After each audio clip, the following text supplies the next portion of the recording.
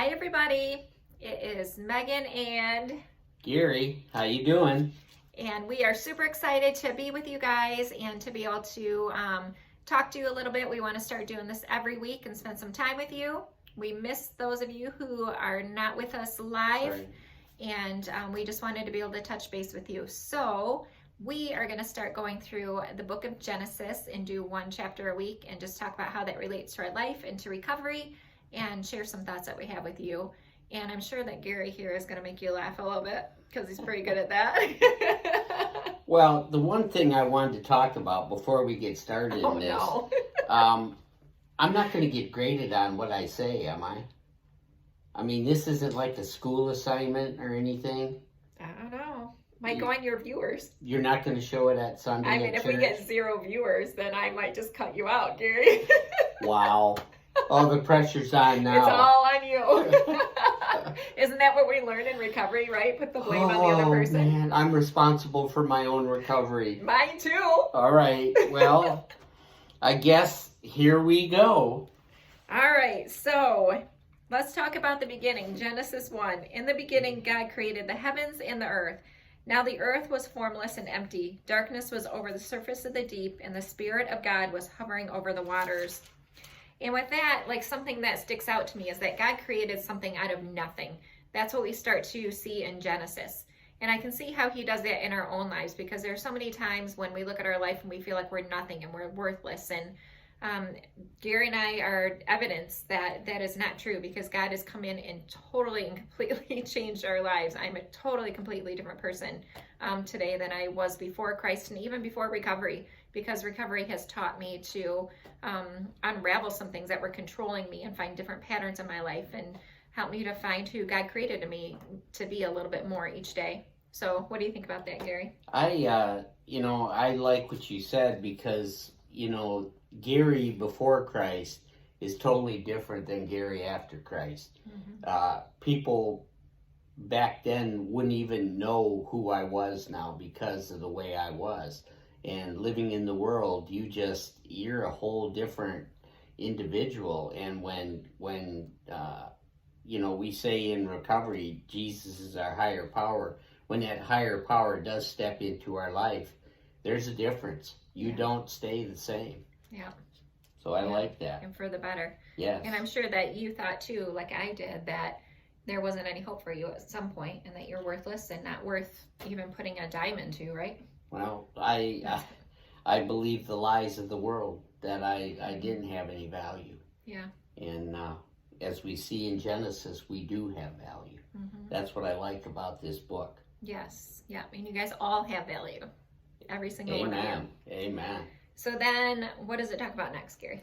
Well, it says, then God said, let there be light. And there was light. And God saw that the light was good. Then he separated the light from the darkness. God called the light day and the darkness night.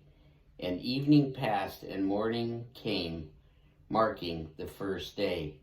When I hear that, that reminds me kind of how life is sometimes. When we're in a dysfunctional life, or we're in a hurt or a habit or a hang-up, we do live in the darkness, and we think that's all there is. There's no light. And we lose hope that there can be anything different. Mm-hmm. But, God created both of them. He created the light and the darkness because he wanted us to know, in my mind, that, hey, there is hope, and I am that hope. Right. Yep. Yeah, and I see for the darkness in my own life, it's been a lot of shame and a lot of lies that I've believed that weren't even true. So when I came to Christ and I came into recovery, then I started to realize God's truth. Is I started to work through all of that and allow God to transform me. And it's like you let that light in, right? And that darkness isn't there anymore. And that's what happens when we find God's truth in our life, is that light comes in and that darkness, it can just go away. And that's true transformation when we get to that point. So true. Very good. So then it talks about the expanse. Let there be an expanse between the waters to separate water from water. So God made the expanse and separated the water under the expanse from the water above it. And it was so. God called the expanse sky, and there was evening and there was morning the second day. Anything you get out of that, Gary? That's a deep one. You want me to knock on your head a little bit and get something out? Like, Hello? where's it Anybody home? at? Wow. I don't know.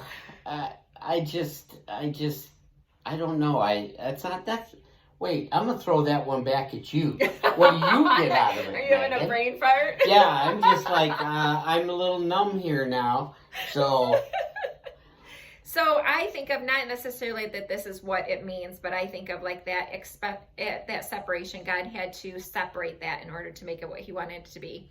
And sometimes we have to be separated from people in our lives that aren't meant to be there, sometimes permanently and sometimes for a time. But sometimes we have to take that step. wow. That's what I get out of it.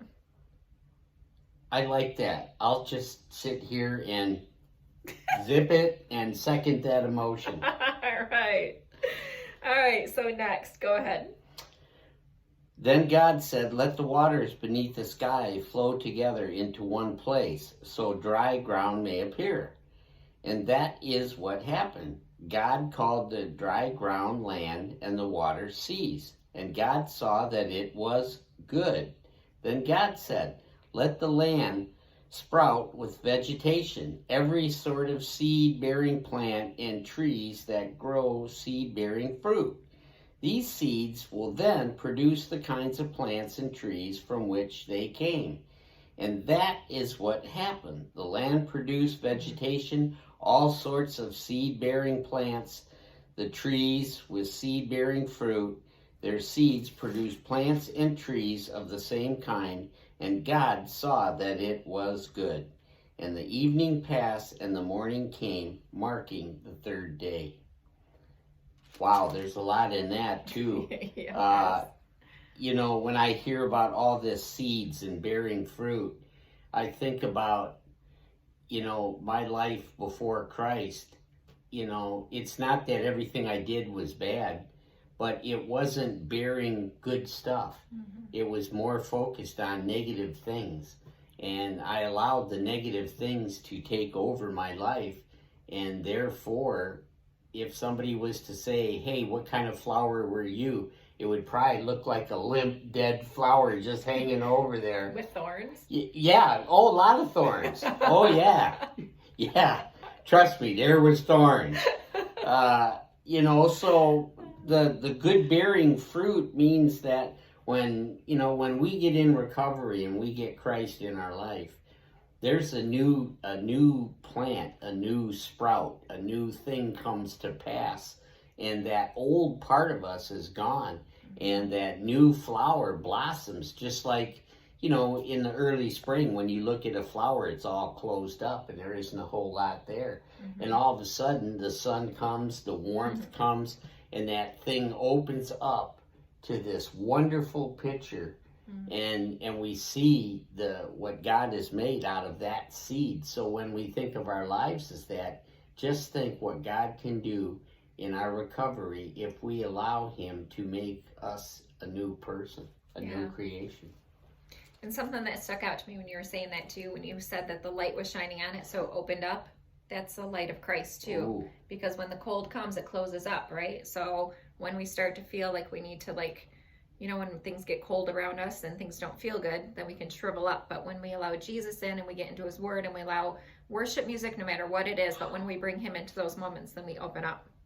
And I also think I like that. I like that. That's why you're the leader, because you come in with these intense, we are all intellectual thoughts, and it's just like, now I'm in awe. I'm going to sit here and on my woods walks, I'm going to think of, what did Megan say about the light? Like Yoda. Yeah. Just call me Yoda. That's right. Oh, that's funny. Okay, so anyways, when you talk about seeds too, there's so much that comes with seeds and gardening, and is like far as like how you plant the seed and what God can bring out of a seed, because it's not just a flip of the switch miracle. I mean, sometimes we get miracle moments in our lives and in recovery and healing, but a lot of the times it's a process, right? We have to plant that seed. God plants that seed sometimes, or sometimes we plant a seed in other people's lives and it takes a while to grow. But the most important thing is that we're planting the seed and watering it, because when we water it, which in our spiritual lives and our recovery lives, that means that we're putting into it what we need to in order for it to grow. I like that. That's good.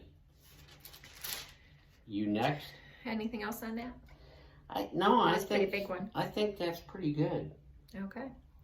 All right. So God said, "Let there be lights in the expanse of the sky to separate the day from the night, and let them serve as signs to mark seasons and days and years, and let them be lights in the expanse of the sky to give light on the earth." And it was so. God made two great lights, the greater light to govern the day, and the lesser light to govern the night. He also made the stars. God set them in the expanse of the sky to give light on the earth, to govern the day and the night, and to separate light from the darkness. And God saw that it was good. And there was evening and there was morning the fourth day. That's good. That to me, I remember I was coming home last night and just thinking of like the sky and God's creation. I mean, it's so beautiful. And sometimes I'm just in awe of it. And it just reminds me of what a powerful God that we serve and that we have. And I was coming home down the backcountry road, and the sky was just very clear, no clouds, and you could see the moon, and it was just a partial moon, the crescent, but you could see the full moon behind it. So it was beautiful, and it was just, I don't know, I was just in awe. Like I wanted to sit there and just stare at it for hours because it was so beautiful. But we have those things to remind us about who God is and that He is there and that He is just a powerful God. And Well, you mentioned about the stars, and the people who know me know I like to hunt, and I've been on many adventures where I've been up in the mountains. And the one thing that I've noticed up in the mountains, we can see stars here, there's no doubt. But when you're up in the mountains and you're at 8,000, 9,000 feet and you're away from pollution, the sky just opens up. And the stars just it almost feels like you could just reach out and touch them. Mm-hmm. I mean, it is so in your face, and you just look at this, and you're looking at God's creation, and you're looking at the moon, and there's a chill that comes over that evening. And I kind of think this way, that every time in the morning there'll be frost on the ground, and as the sun comes out, it warms up and that frost just dissipates. Kind of reminds me of how God is warmth, and He's life, and He's so important to us. And He chases that darkness away. And it's just, I don't know, nature, there's so much to learn from nature. I just love it. Yeah, there definitely is. I remember when my daughter and I went up to the UP, and there are different areas of the United States where you can just see the sky so clearly at night. Right. We just stopped in the middle of nowhere. We shut off all the lights, and just the stars were just so, overwhelming. But it makes me think too about, back in the biblical days, and you'll probably have some input on this because I don't know if you've done any of this, but they used to have to count on the stars in order to know where to go. Right. So what that tells me is that God gave us everything that we need. Right. Yeah, in this time of GPSs and Google and instant gratification. Yeah, instant stuff that we can just grab onto things. It's good to go back and think how God did create that from the very beginning of where we started reading to this point. Everything was put in place at a certain time in a certain order to give order to us, to help us to live. And we really, back in those old days, it's like you said, they navigated by the stars. And they would know by the position of the stars which way was north, which way was south. It's amazing. And like today, if we don't have our Google or something, GPS maps, we can't figure out which way is up. Yeah. But I'm so glad that in this book, God gives us a roadmap to life. That's what this seems to me. This is a roadmap to life. Yeah, absolutely. I like that. So, Mountain Man, have you ever had to use the stars? Have you ever gotten lost and had to use the stars to find your way? Oh, I sure did. Yeah, I did. It's amazing when you know where the Big Dipper is, and you know that I know most of you people out there probably know this, but in the point of the Big Dipper is the North Star. If you can find the Big Dipper, you find that where it comes onto the cup, there's the North Star, you will know which way north is. All right. Yeah. Yeah. And it's when we lose our way, right? That's We right. tend to walk away and try to do things on our own and then Well- lose our way and then come back and say, God, I need you. Yeah. Right? And how good does that work when we try to do it on our own? Yeah, not very well. No, Oh, not for me anyways. Yeah. that's for sure. Yep. All right, your turn. Okay, my turn. Here we I go. think. I don't know. I'm kind of lost at this point, but we'll say it's your turn. If you're the leader, if No, you're 'cause lost, remember, we're in everything's- trouble. No, because remember, Well- everything's your fault anyways, remember? Oh, that's right. Yeah, Oh, so- it's my fault? Yeah. Oh, man. See, I knew that this was going to be a downer somehow. It was going to turn around. I was going to be in trouble. All right, here we go. Even though it's my fault, I'll try to continue. Then God said, let the waters swarm with fish and other life. Let the skies be filled with birds of every kind. So God created great sea creatures and every living thing that scurries and swarms in the water, and every sort of bird, each producing offspring of the same kind. And God saw it was good. Then God blessed them, saying, be fruitful and multiply. Let the fish of the sea and let the birds multiply on the earth. And the evening passed and morning came, marking the 5th day. Wow.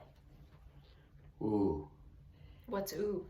Well, I look at that and I look at, not only did he give us guidance for light and darkness and stars, he also created food so we could exist. I like food. Huh? What's your favorite food? Well, if I told you, you probably wouldn't like it. Why is it like muskrat or something? Well, I like possum fritters. Oh! Come on.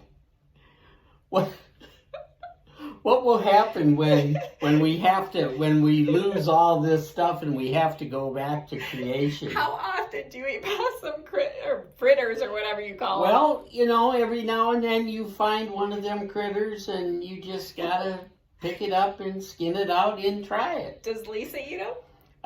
Not really. She won't eat those. Good choice, Lisa. But I hate to say it, but I'll say it this way.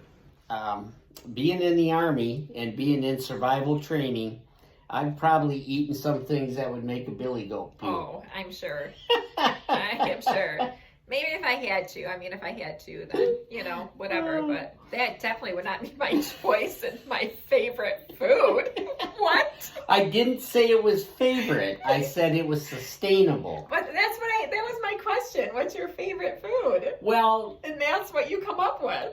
yeah, it just sounded good. I knew it would get a reaction. This is making you hungry for it, huh? I know. Talk about the I'm critters. starting to think about these critters and all this stuff, and Oh, trying to figure out how I can find something on the way home. So, that's funny. but it's just amazing to me how we look at this, and it's funny how God put into each of these animals the part to them to, it says, be fruitful and multiply. And all in that be fruitful and multiply means that, I'll put a human part to this, they're like the creatures that we see scurrying all over. They're parents for a while. They have offspring, and they teach those offspring how to live. And then they put them on their way.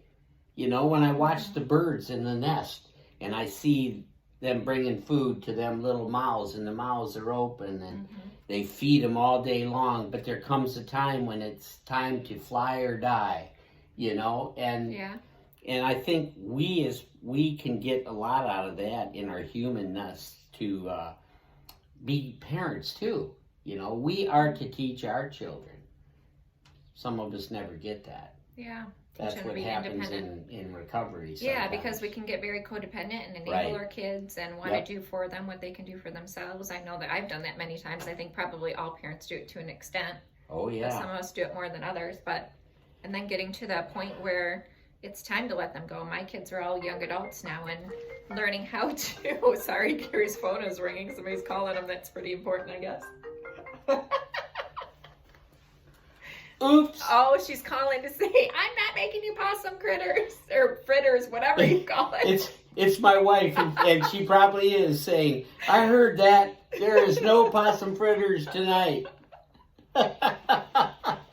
Oh, my. Timing. I'm That's going to so have funny. to tell her what happened here today. You are. You're going to have to give her a heads up. Yeah.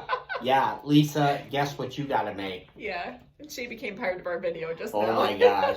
Wow.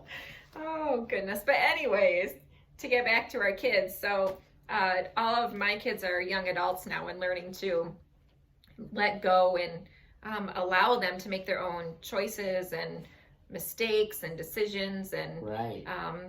and pray for them, at the same time. But that can be very challenging. I've needed a lot of accountability Yes. and a lot of wisdom from people who have been through it to be able to do this well. But God put on my heart a while ago to just love them where they're at, because it's not my job to fix them, and it's not my job to show them which way to go, which way not to go. And there's not always fixing to do, but sometimes I try to fix out of my own brokenness, because of my Right. own fears and my own past. I feel like sometimes they're going to have to deal with what I dealt with, and that can be a fear. So then I want to protect them from that, but then I do it in the wrong way.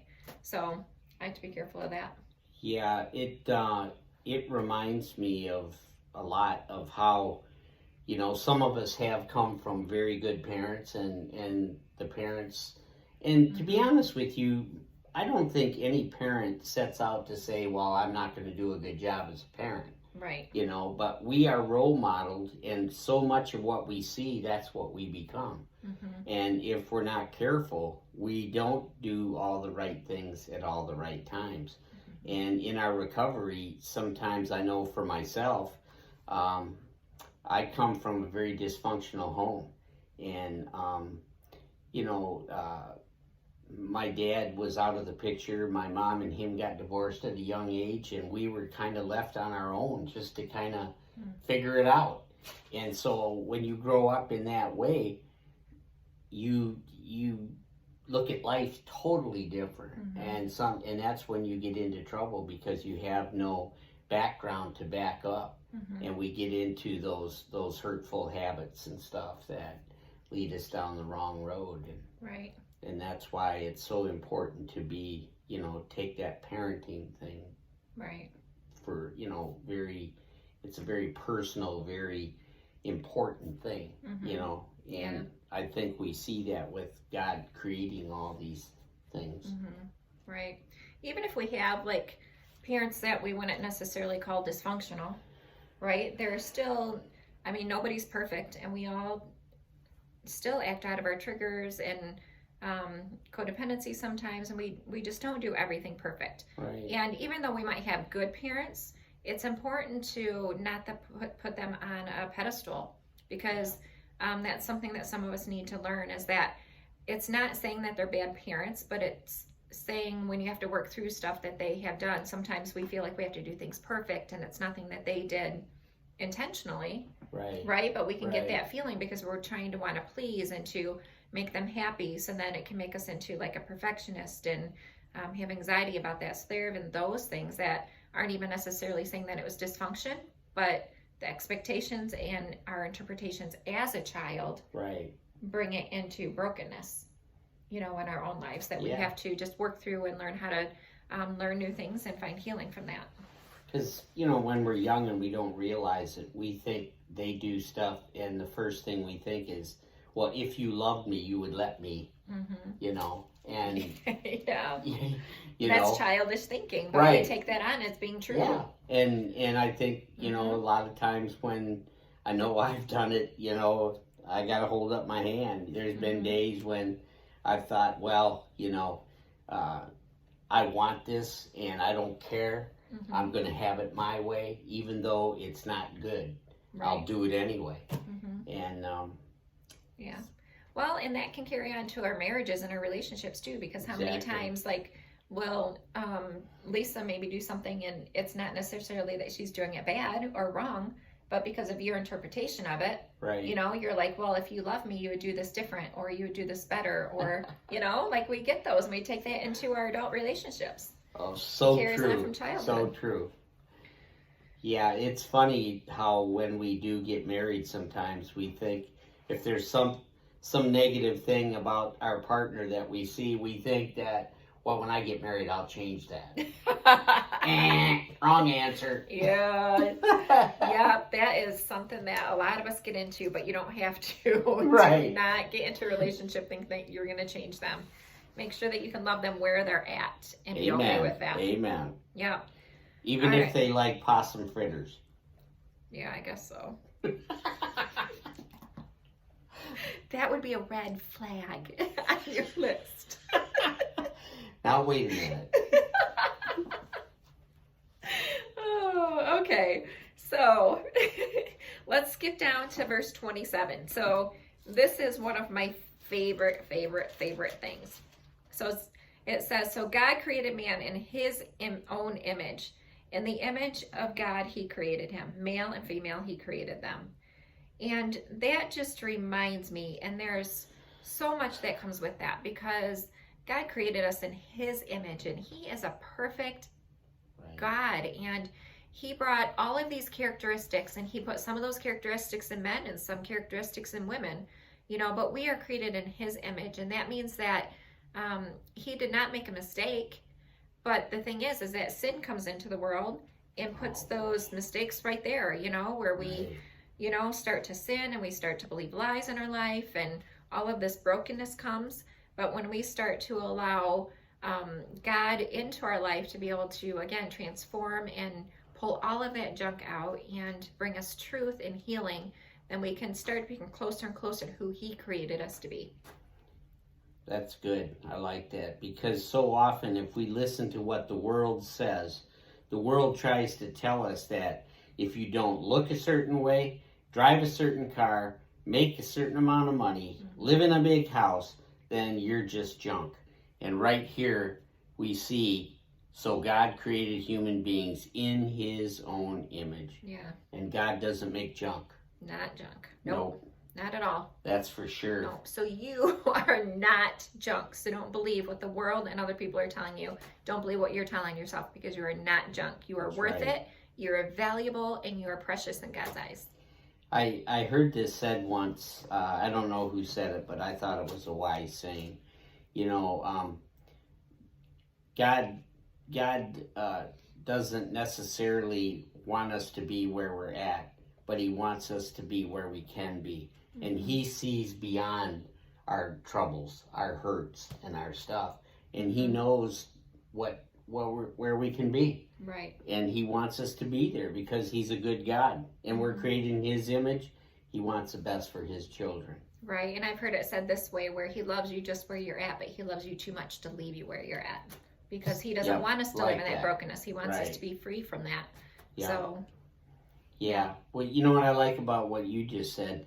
It doesn't mean that he doesn't love us where we're at, because he loves us all the time. Mm-hmm. But he knows what our potential is. Right. And he knows where we can be. Right. So, you know. Yeah. Yeah. And at the end it says, so throughout like all of Genesis, like we read that he said it was good, it was good, it was good, right? But after he created man in his own image and that was done, he said it was a very good. So that tells you something right there. Oh, yeah. Right? Yeah, I like that. And, you know, he put us above all of the creatures and everything, because we were made in his image. Yep. And I think of that so often, that, you know, he made everything, the stars, the light, the dark, everything we've read so far, there had a purpose, and it had a potential, and it had just, so we have a purpose. And so often we can get sidetracked and think that we don't have a purpose. And that's part of our, when we go into recovery, we realize, especially here, that, wait a minute, I do have a purpose. Right. And I do matter. And that's what I like about Celebrate Recovery. It gets us back to thinking positive thoughts, not negative Gives stuff. us some hope. Yes, sure does. Yeah. Yeah. All right, well, we're at the end of Genesis 1. So Yes. we would love for you to, unless you have anything else. Did you have anything else? No, I just want to know, did I get an A or a B? What do you think? I don't know. We'll have to let other people tell us. So you guys let us know in your comments what Gary got here. Oh, boy. Here we go. All right, so it was great spending time with you guys. That's right. And for those of you who can come Monday nights at 7 o'clock, we will be here. We have large group at 7, and we have small groups at 8 o'clock, and we also have Zoom meetings at 8 o'clock for those of you who cannot right. come in person. So if you have questions, you can email us at celebraterecovery@thenaz.org, and we will see you next week. See you later.